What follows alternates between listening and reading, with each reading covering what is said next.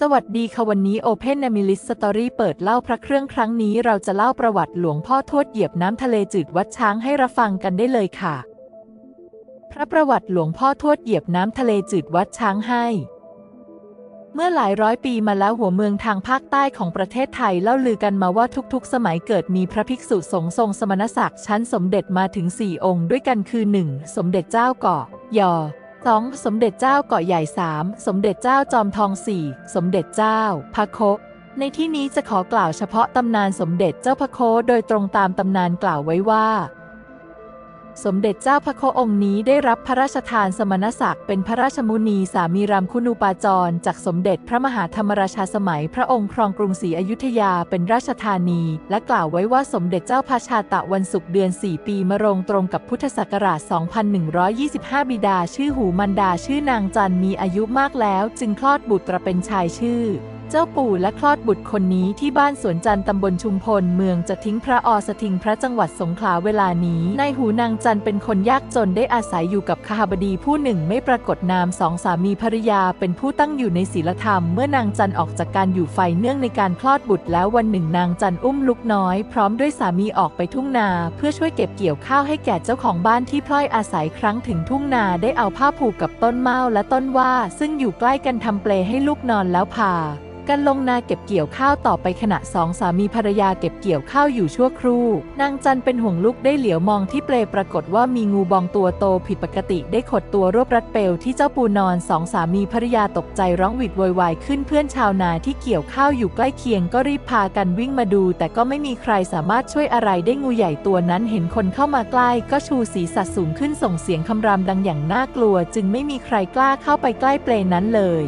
ฝ่ายในหูนางจันผู้ยึดมั่นอยู่ในบุญกุศลยืนนิ่งพินิจพิจารณาอยู่ปรากฏว่างูใหญ่ตัวนั้นมิได้ทำอันตรายแก่เด็กบุตรน้อยของตนเลยจึงเกิดความสงสัยว่างูบองใหญ่ตัวนี้น่าจะเกิดจากเทพนิมิตบันดาลคิดดังนั้นแล้วก็พากันทำดอกไม้และเก็บรวงข้าวเผาเป็นข้าวตอกนำมาบูชาและกลับว่างใหญ่พร้อมด้วยกล่าวคำสัตย์อธานขอให้ลูกน้อยปลอดภัยในชั่วครู่งูใหญ่ก็คลายขนดลำตัวออกจากเปลอัฐานหายไปทันทีในหูและนางจันและเพื่อนพากันเข้าไปดูทารกที่ในเปลปรากฏว่าเจ้าปูยังนอนหลับเป็นปกติอยู่แต่มีแก้วดวงหนึ่งวางอยู่ที่คอในที่ลุ่มใต้ลูกกระเดือกแก้วดวงนั้นมีแสงรุ่งเรืองเป็นรัศมีหลากสีสองสามีภรรยาจึงเก็บรักษาไว้คหบดีเจ้าของบ้านทราบความจึงขอแก้วดวงนี้ไว้เป็นกรรมสิทธิ์นายหูและนางจันก็จำใจมอบให้คหบดีผู้นั้นเมื่อได้แก้วพญางูมาไว้เป็นสมบัติของตนแล้วรู้สึกพอใจต่อมาไม่นานได้เกิดการวิปริตให้ความเจ็บไข้ได้ทุกข์แก่คหบดีและครอบครัวขึ้นอย่างรุนแรงผิดปกติจนไม่มีทางแก้ไข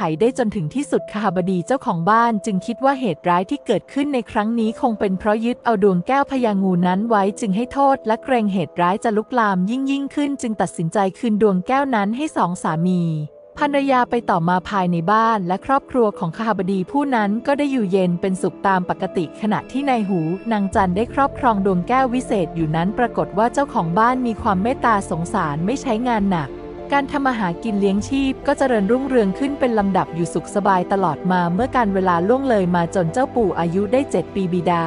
มารดาได้นำไปถวายสมภารจวงให้เรียนหนังสือณวัดดีหลวงเด็กชายศึกษาเล่าเรียนมีความเฉลียวฉลาดยิ่งกว่าเพื่อนใดๆเมื่อเด็กชายปู่มีอายุ15 ปีสมภารจวงผู้เป็นอาจารย์ได้บวชให้เป็นสามเณรต่อมาท่านอาจารย์ได้นำไปฝากท่านพระครูรัตธรรมรังสีให้เรียนหนังสือมูลกัจจายณวัดศรีอย่างวัดศรีคูยังอำเภอระโนดสามเณรปู่เรียนมูลกัจจายอยู่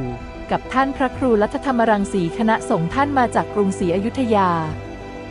ให้เป็นครูสอนวิชามูลทางหัวเมืองฝ่ายใต้ในสมัยนั้นมีพระภิกษุสามเณรได้ศึกษาเล่าเรียนกันมาสามเณรปู่มีสติปัญญาเฉลียวฉลาดสอนนิสัยปราดมาแต่กำเนิดได้ศึกษาเล่าเรียนวิชามูลอยู่ไม่นานก็สำเร็จเป็นที่ชื่นชมของพระอาจารย์เป็นอย่างมากเมื่อสามเณรปู่เรียนจบวิชามูลแล้วได้กลับลาพระอาจารย์ไปเรียนต่อสำนักพระครูกาเดิมณวสีมาเมืองนครศรีธรรมราชเมื่ออายุครบบวชพระกาเดิมผู้เป็นอาจารย์จัดการอุปสมบทให้เป็นภิกษุในพุทธศาสนาทำยัดอุปสมบทให้ฉายาว่าสามีราโมแต่ผู้คนนิยมเรียกว่าสามีรามณสถานที่คลองแห่งหนึ่งโดยเอาเรือ4 ลำมาเทียบขนานเข้าเป็นแพทำยัด ต่อมาคลองแห่งนั้นมีชื่อเรียกกันว่าคลองทำแพจนบัดนี้พระภิกษุปู่เรียนธรรมอยู่สำนักพระครูกาเดิม3 ปีก็เรียบจบชั้นธรรมบทบริบูรณ์พระภิกษุได้กราบลาพระครูกาเดิมจากวัดศรีมาเมืองกลับภูมิสำเนาเดิมต่อมาได้ขอโดยสารเรือสำเภาของนายอินลงเรือที่ท่าเมืองจะทิ้งพระไปกรุงศรีอยุธยาพระนครหลวงเพิ่มเติมอีกเพื่อศึกษาเล่าเรียนธรรมเรือสำเภาใช้ใบแล่นถึงเมืองนครศรีธรรมราชนายอินเจ้าของเรือได้นิมนต์ขึ้นบกไปนมัสการพระบรมธาตุตามประเพณีของชาวเรือเดินทางไกลซึ่งได้ปฏิบัติกันมาแต่การก่อนเพื่อขอความสวัสดีต่อการเดินทางทะเลแล้วพากันมาลงเรือสำเภาที่คลองท่าแพเรือสำเภาที่ใช้ใบออกสู่ทะเลหลวงเรียบร้อยตลอดมาเป็นระยะทาง3 วัน3 คืนวันหนึ่งทะเลวิปริตเกิดพายุฝนตกมืดฟ้ามัวดินคลื่นคะนองเป็นบ้าคลั่งเรือจะแล่นต่อไปไม่ได้จึงลดใบท่อสมอสู่คลื่นลมอยู่3 วัน3 คืนจนพายุร้ายสงบเงียบลงเป็นปกติเหตุการณ์บนเรือสำเภาเกิดความเดือดร้อนมากเพราะน้ำจืดที่ลำเลียงมาหมดลงคนเรือไม่มีน้ำจืดดื่มและหุงต้มอาหารนายอินเจ้าของเรือเป็นเดือดเป็นแค้นในเหตุการณ์ครั้งนั้นหาว่าเป็นเพราะพระภิกษุปู่พลอยอาศัยมาจึงทำให้เกิดเหตุร้ายซึ่งตนไม่เคยประสบเช่นนี้มาก่อนเลยผู้บันดาลโทสะย่อมไม่รู้จักผิดชอบฉันใดในเรือคนนี้ก็ฉันนั้นเขาจึงได้ไล่พระภิกษุลงเรือเล็กให้ลูกเรือนำไปขึ้นฝั่งหมายจะปล่อยท่านไปตามยถากรรมขณะที่พระภิกษุปลงนั่งอยู่ในเรือเล็กท่านได้ยื่นเท้าลงเหยียบน้ำทะเลแล้วบอกให้ลูกเรือคนนั้นตักน้ำขึ้นดื่มปรากฏว่าน้ำทะเลที่เค็มจัดตรงนั้นแปรสภาพเป็นน้ำที่มีรสจืดสนิทลูกเรือคนนั้นจึงบอกขึ้นไปบนเรือใหญ่ให้เพื่อทราบพวกลูกเรือบนเรือใหญ่จึงชวนกันตักน้ำทะเลตรงนั้นขึ้นไปดื่มแก้กระหายพากันอัศจรรย์ในอภินิหารของพระภิกษุหนุ่มองค์นี้ยิ่งนักความทราบถึงนายอินเจ้าของเรือจึงได้ดื่มน้ำพิสูจน์ดูปรากฏว่าน้ำทะเลที่จืดนั้นมีบริเวณอยู่จำกัดเป็นวงกลมประมาณเท่าล้อเกวียนนอกนั้นเป็นน้ำเค็มตามธรรมชาติของน้ำทะเลจึงสั่งให้ลูกเรือตักน้ำในบริเวณนั้นขึ้นมาบรรจุภาชนะไว้บนเรือจนเต็มนายอินและลูกเรือได้เห็นประจักษ์ในอภินิหารของท่านเป็นที่อัศจรรย์เช่นนั้นก็เกิดความหวาดวิตกภัยพิบัติที่ตนได้กระทำไว้ต่อท่านจึงได้นิมนต์ให้ท่านขึ้นเรือใหญ่แล้วพากันกราบไหว้ขอขมาโทษตามที่ตนได้กล่าวคำหยาบต่อท่านมาแล้วและถอดสมอเรือใช้ใบแล่นต่อไปเป็นเวลาหลายวันหลายคืนโดยเรียบร้อยขณะเรือสำเภาถึงกรุงศรีอยุธยาเข้าจอดเทียบท่าเรียบร้อยแล้วนายอินได้นิมนต์ท่านให้เข้าไปในเมืองแต่ท่านไม่ยอมเข้าเมืองท่านปรารถนาจะอยู่ณวัดนอกเมืองเพราะเห็นว่าเป็นที่เงียบสงบดีและได้ไปอาศัยอยู่ณวัดราชานุวาสซึ่งตั้งอยู่นอกกำแพงเมืองในสมัยนั้นพระมหาธรรมราชาครองกรุงศรีอยุธยาในครั้งนั้นประเทศลังกาอันมีพระเจ้าวัตคามินีเป็นผู้ครองแผ่นดินมีพระประสงค์จะได้กรุงศรีอยุธยาไว้ใต้พระบรมเดชานุภาพแต่พระองค์ไม่มีพระประสงค์จะทำศึกสงครามให้เกิดการรบราฆ่าฟันกันให้ประชาชนฆ่าแผ่นดินเดือดร้อนจึงมีนโยบายอีกอย่างหนึ่งที่จะเอาชนะประเทศอื่นโดยการท้าพนันพระองค์จึงตรัสสั่งให้พนักงานพระคลังเบิกจ่ายทองคำในท้องพระคลังหลวงมอบให้แก่นายช่างทองไปจัดการหลอมหล่อเป็นตัวอักษรเท่าใบมะขามจำนวน 84,000 เมล็ดแล้วมอบให้แก่พราหมณ์ผู้เฒ่า7 คนพร้อมด้วยข้าวของอันมีค่าบรรทุกลงเรือสำเภา7 ลำพร้อมด้วยพระราชสารให้แก่พราหมณ์ทั้ง7นำลงเรือสำเภาใช้ใบแล่นไปยังกรุงศรีอยุธยาเมื่อเรือสำเภาจอดท่ากรุงศรีอยุธยาเรียบร้อยแล้วพราหมณ์ทั้ง7ได้พากันเข้าเฝ้าสมเด็จพระมหาธรรมราชถวายสารสมเด็จพระเจ้าอยู่หัวแห่งกรุงไทยทรงอ่านพระราชสารความว่าพระเจ้ากรุงลังกาขอท้าพระเจ้ากรุงไทยให้ทรงแปลพระธรรมในเมล็ดทองคำและเรียบเรียงตามลำดับให้เสร็จภายใน7 วันถ้าแปลและเรียบเรียงได้ทันกำหนดพระเจ้ากรุงลังกาขอถวายข้าวของอันมีค่าทั้ง7 ลำเรือสำเภาเป็นบรรณาการแก่พระเจ้ากรุงไทยแต่ถ้าหากพระเจ้ากรุงไทยแปลงเรียงเม็ดทองไม่ได้ตามกำหนดให้พระเจ้ากรุงไทยจัดการถวายดอกไม้เงินและทองส่งเป็นราชบรรณาการแก่กรุงลังกาทุกๆปีตลอดไปเมื่อพระองค์ทรงทราบพระราชสารอันมีข้อความดังนั้นจึงทรงสั่งให้นายศรีถนนชัยสังฆการีเขียนสารนิมนต์พระราชาคณะและพระภิกษุสงฆ์ผู้ทรงคุณวุฒิทั้งประเทศให้เข้ามาแปลทำในพระมหานครทันกำหนดเมื่อได้ประกาศแล้ว6 วันก็ไม่มีใครสามารถแปลเรียบเรียงเมล็ดทองคำนั้นได้พระองค์ทรงปริวิตกเป็นยิ่งนักและในคืนวันนั้นพระองค์ทรงสุบินนิมิตว่ามีพระยาช้างเผือกผู้มาจากทิศตะวันตกขึ้นอยู่บนพระแท่นในพระบรมมหาราชวังได้เปล่งเสียงร้องก้องได้ยินไปทั่วทั้ง4 ทิศทรงตกพระทัยตื่นบรรทมในยามนั้นและทรงพระปริวิตกในพระสุบินนิมิตเกรงว่าประเทศชาติจะเสียอธิปไตยและเสียพระบรมเดชานุภาพทรงพระวิตรกังวลไม่เป็นอันบรรทำจรุงส่างเมื่อได้เสด็จออกยังท้องพระโรงสั่งให้โหนหลวงเข้าเฝ้าโดยด่วน และทรงเล่าพระสุบินนิมิตให้โหหลวงทำนายเพื่อจะได้ทรงทราบว่าร้ายดีประการใดเมื่อโหหลวงทั้งคณะได้พิจารณาดูยามในพระสุบินนิมิตนั้นละเอียดถี่ถ้วนดีแล้วก็พร้อมกันกราบถวายบังคมทูลว่าตามพระสุบินนิมิตนี้จะมีพระภิกษุหนุ่มรูปหนึ่งมากจากทิศตะวันตกอาสาเรียบเรียงและแปลพระธรรมได้สำเร็จพระบรมเดชานุภาพของพระองค์จะยั่งยืนแผ่ไพศาลไปทั่วทั้งสี่ทิศเมื่อพระองค์ทรงทราบด้วยเดชบุญในเช้าวันนั้นบังเอิญศรีถนนชัยไปพบพระภิกษุปู่ที่วัดราชานุวาสได้สนทนาปราศัยกันแล้วก็ทราบว่าท่านมาจากเมืองตะลุงพัทลุง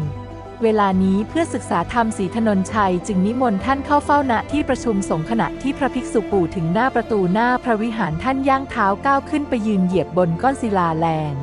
ทันทีนั้นศิลาแรงได้หักออกเป็นสองท่อนด้วยอำนาจอภินิหารเป็นที่น่าอัศจรรย์ยิ่งนักเมื่อเข้าไปในพระวิหารพระมหากษัตริย์ตรัสสั่งพนักงานปูพรมให้ท่านนั่งในที่อันสมควรแต่ก่อนท่านจะเข้านั่งที่แปลพระธรรมนั้นท่านได้แสดงกิริยาอาการเป็นปัญหาธรรมต่อหน้าพราหมณ์ทั้ง7กล่าวคือท่าแรกท่านนอนลงในท่าสีหสายยัดแล้วลุกขึ้นนั่งทรงกายตรงแล้วกระเถิบไปข้างหน้า5ที่แล้วลุกขึ้นเดินเข้าไปนั่งในที่อันสมควรพราหมณ์ผู้เฒ่าทั้ง7เห็นท่านแสดงกิริยาเช่นนั้นเป็นการขบขันก็พากันหัวเราะและพูดว่านี่หรือพระภิกษุที่จะมาแปลของพระบรมศาสดาอะไรจึงแสดงกิริยาอย่างเด็กไร้เดียงสาพราหมณ์พูดดูหมิ่นท่านหลายครั้งท่านจึงหัวเราะแล้วถามพราหมณ์ว่าประเทศชาติบ้านเกิดเมืองนอนของท่านไม่เคยพบเห็นกิริยาอาการเช่นนี้บ้างหรือพราหมณ์เฒ่าชงนใจก็นิ่งอยู่ต่างนำบาตรใส่เมล็ดทองคำเข้าประเคนท่านทันทีเมื่อพระภิกษุรับประเคนบาตรจากมือพราหมณ์แล้วท่านก็นั่งสงบจิตอธิษฐานแต่ในใจว่าขออำนาจคุณบิดามารดาครูบาอาจารย์และอำนาจผลบุญกุศลที่ได้สร้างมาแต่ปางก่อนและอำนาจเทพยดาอันรักษาพระนครตลอดถึงเทวดาอารักษ์ศักดิ์สิทธิ์ทั้งหลายครั้งนี้อาตมาจะแปลพระธรรมช่วยกู้บ้านกู้เมืองขอให้ช่วยดลบันดาลจิตใจให้สว่างแจ้งขจัดอุปสรรคที่จะมาขัดขวางขอให้แปลพระธรรมคำสั่งอนของพระพุทธองค์สำเร็จสมปรารถนาเถิดครั้นแล้วท่านคว่ำบาตรเททองลงบนพรมและนั่งคุยกับพราหมณ์ตามปกติด้วยอำนาจบารมีอภินิหารของท่านที่ได้จุติลงมาโปรดสัตว์ในพระพุทธศาสนาประกอบกับโชคชะตาของประเทศชาติที่จะไม่เสื่อมเสียอธิปไตยเพศเจ้าทั้งหลายจึงดลบันดาลเรียบเรียงเมล็ดทองคำตามลำดับตัวอักษรโดยเรียบเรียงในเวลานั้นชั่วครู่นั้นท่านก็ได้เหลียวกลับมาลงมือเรียบเรียงและแปลอักษรในเมล็ดทองคำจำนวน 84,000 เมล็ดเป็นลำดับโดยสะดวกและไม่ติดขัดประการใดเลยนับว่าโชคชะตาของประเทศชาติยังค้างรุ่งเรืองสืบไปขณะที่พระภิกษุปู่แปลเรียงและแปลอักษรไปได้มากแล้วปรากฏว่าเมล็ดทองคำตัวอักษรขาดหายไป7ตัวคือตัวสวิทาปุกยปะท่านจึงทวงถามเอาที่พราหมณ์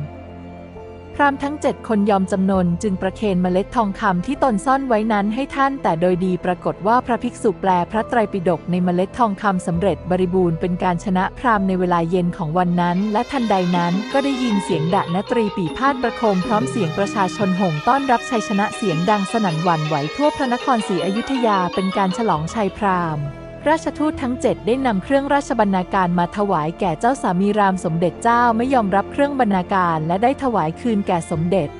จบลงไปแล้วตอนแรกเรื่องราวของพระประวัติหลวงปู่ทวดและตำนานความศักดิ์สิทธิ์ยังมีตอนต่อไปที่แอดมินนำมาเล่าให้ฟังโปรดติดตามตอนต่อไปถ้าชอบคลิปนี้ฝากกดไลค์กดติดตามกดแชร์พบกันใหม่คลิปหน้าสำหรับวันนี้สวัสดีค่ะ